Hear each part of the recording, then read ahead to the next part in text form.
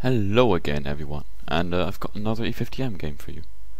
Now I'm gonna do it a bit differently today. I'm gonna run most of the battle in ×2 speed, but pause it at different moments, for 1 minute or something, whatever, to basically explain why I'm doing what and what's happening. Anyway, we are on Sand River, it's Assault. As you can see, matchmaking is very awesome. And there's only 3 tier 10s and 3 tier 9s per team, 2 on the enemy team even, and the rest are tier 8s. And yeah, I am in the E50M, as you can see. I'm in a platoon with Dutchman, who's in his FV4202. And I'm going to, right at the beginning, rush to this area. Now, as I said, I'm going to run it in ×2 speed for the moment. I'm just going to show you where I go before I pause it and explain when you can go there and when you can't, and what it allows you to do. So, rushing to this area. When can you do this? Now, there's a couple of things which are important to know. This position here can be very annoying for you in case the enemy has tanks which are very strong in hold down. And by that I mean very strong.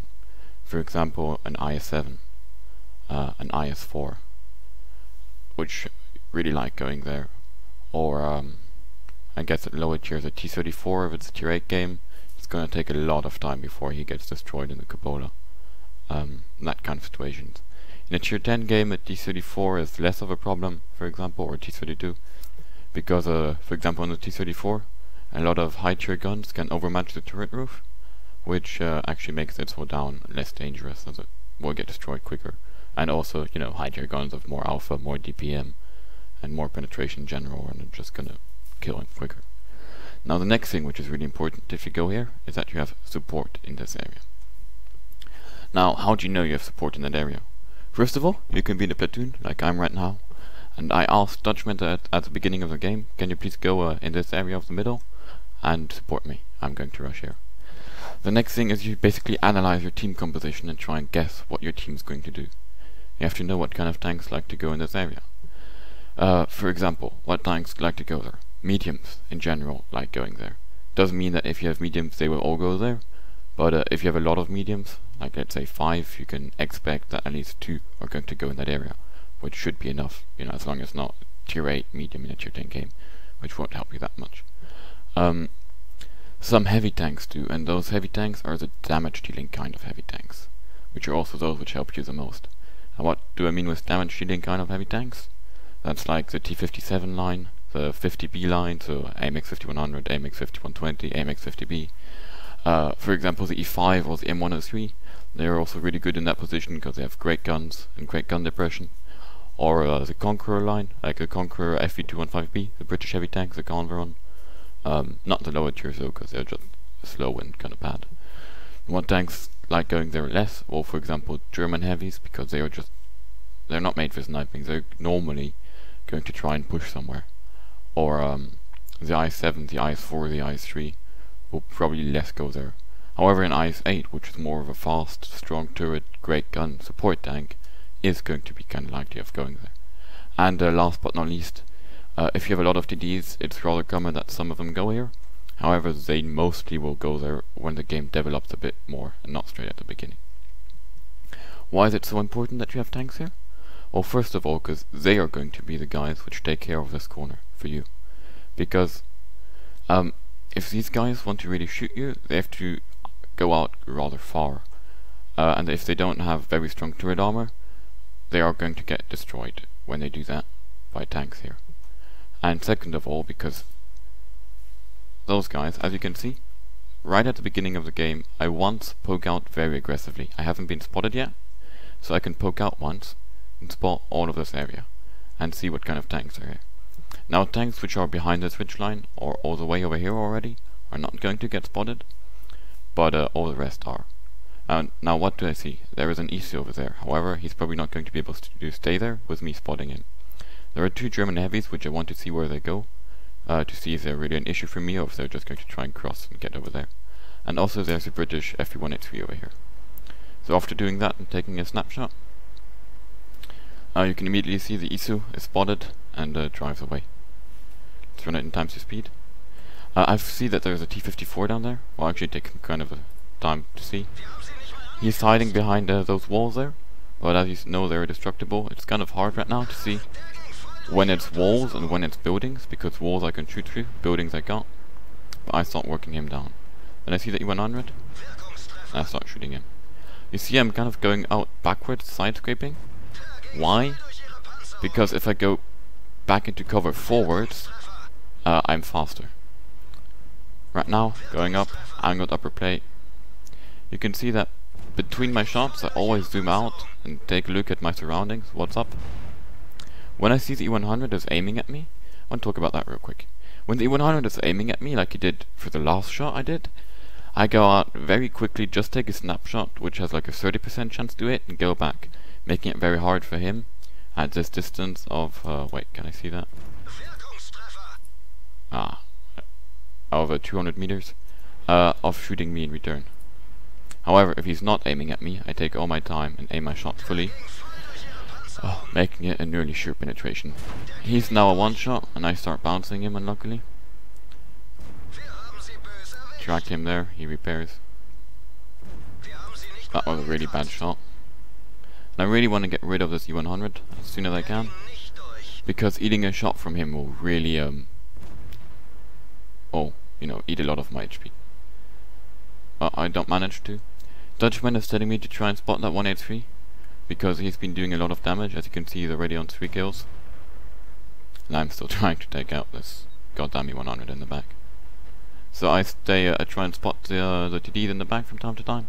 It's kind of risky move, because I can get shot at, but as long as I do it well, it's not too dangerous. Now, I see, let's stop here. So, I know that there's a Baltic here, who's also a one-shot. Now the Baltic is a very, very dangerous TD in the sense that it's got a great gun. So I really want to kill him, because even if he's probably going to get killed rather soon by all of these guys here, taking him out as early as I can stops him from doing 1 or 2 more shots of damage, which is 500 or 1000 damage, or even 750 or 1500 damage he has if he has a derp gun. Also, there's a T-34 here, as you can see on the minimap. Now what does that mean, that there's a T-34 there? I don't want to peek up here, because then he's going to be able to shoot me. However, if I peek up here, I'm going to be safe from the T-34, which is what I'm going to do. Now I missed my shot there, kind of unlucky. I was about to go away, but I see him peek back out, and I take him out. Now, next situation to bother. I decide it's time to move up here. However, there's still an E100 somewhere there, and a T-20 Proto somewhere behind him. What does that mean for the engagement which is now going to ensue in this area, with us in this area and the enemies in all of this area? It means that I should never fall back this far here, because then I'm going to get shot in the side by these guys. So my room of movement is between here and here. Why here? When they start going out here, the T-28 Proto starts being able to shoot me again, as well as any other tanks still in that area. For example, the ISU, which I don't know where it is. So yeah. As you see, I keep looking around behind me, trying to see how much I can go back or cannot go back. Also, I hear that the 704 has the stock gun, which means that I have to be very careful around him. First of all, he can still do 750 damage, but he also shoots faster with that gun than with the top gun, so I have to be careful I don't overestimate his reload. Now this is not an engagement I want to talk about. I'm in the E50M and I'm against an FV183. He's still for life. I am low life. He's shooting Hef, and he has been shooting Hef for all of the game. How do I know that? Because Dutchman was telling me that, because he did a couple of one-shots on tier 8 tanks, which he could not have done with AP because it would have been too high damage for AP. Now, in this situation, what advantage do I have? My gun is more accurate, and I have a faster reload and a better aim time. He reloads for around 25 seconds. What does this mean? It means that he will not want to take a snapshot or a shot he doesn't think he will hit. So, this means I want to keep moving, because as long as... this means 2 things. I have a shitty turret armor, yeah? A E50M turret armor is shit. As you can see, I got pinned all over it. The upper hood armor is great, but the turret is shit. But the turret is also rather small, especially as a mantlet isn't too bad. It's basically this area he can shoot, as well as a Cabola. As long as I keep slowly moving back and forwards and only showing the top of his turret, of my turret. As you see, I see the top of his turret, so he sees the top of my turret basically over the ridgeline. And I only take snapshots at him. He will probably not try to shoot me, while I maybe will penetrate 1 shot out of 10 at him or something, or even 1 shot out of 5, that's more likely. T-34 is reloading. I take him out using this ridgeline as cover from the 183. The Tiger 2 did not do that, and he got destroyed. Now the 183 is now reloading, and I can move forwards. I see the Easter there in the back. Put a shot into him. And now that we're moving up, going to try and get behind those TDs. They're not looking at me. Take out the 704 first. He's a 1-shot, even if he's far less dangerous.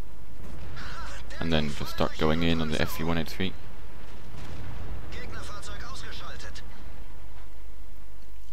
Take out the Easter with a nice snapshot. Get 1 shot into the T-28 Proto. And Dutchman steals my Top Gun but secures the Brothers in Arms for us. So yeah, I'm not going to show you the post-game stats. Just to summarize that real quick for you. As you see, I did 6,250 damage. I think I spotted 4 enemies. I didn't get that much spotting damage actually, although that is partly because my team just got a lot of unlucky bounces or misses on these tanks. But just by spotting these tanks, by going up on that ridgeline, I denied this ridgeline for enemy TDs. And that alone, just by them not being able to be there, is very good for my team, because this ridgeline, like TD's camping here, is very powerful at just shooting the middle and shooting this area, and tanks advancing here, like those 2 heavies which died there. So by stopping the enemy from just being able to be there, it gives my team an advantage. And same thing, I stopped them from generally being too aggressive on this ridgeline, or too prominent. Only the 183 kept standing in that area, but even he had to retreat between his shots and so on. So yeah, it's kind of one of those situations where just by spotting them once, they go away, and that simply stops them from being able to be there. I mean, of course they can stay there, but in that case they will just die next time I spot them, or the time after. So they have to leave that position, and it's a strong position, so I force them into a worse position, which is an advantage for my team, indirectly, in the long run. I hope you guys enjoyed this video. Please tell me in the comments if you liked it. If you think I should do the same thing with the pausing, but not run it in ×2 speed, so you can see how I actually take my shots and so on. Or if you like it this way. I was just thinking that the videos were becoming a bit too long. And otherwise, yeah, thanks for watching. One thing I want to mention, and which I will probably mention at the beginning of next video too, is, as you probably noticed, well, some of you did, I am partnered by YouTube for quite a while now. So if you want to help me out, just please deactivate adblock for well, when you're watching my YouTube videos, and just let the ad run, and yeah, that's it, because that gives me a little bit of income, which maybe one day will make me actually gain some money with my YouTube videos, which will make me able to invest, for example, in a better headset, or one thing I want to do for my stream is to upgrade my internet so I can stream in higher quality. But as you see, that costs money, and I won't do that, because for the moment I have earned 0 cent with streaming and YouTubing, except for the 1 donation from Touchies. Yeah, of course, as always, comment, share, like, and so on, and tell me in the comments, as I said, how you liked the way I did this video. Not the video in particular, just the way I did it. See you next time, bye bye, King is here.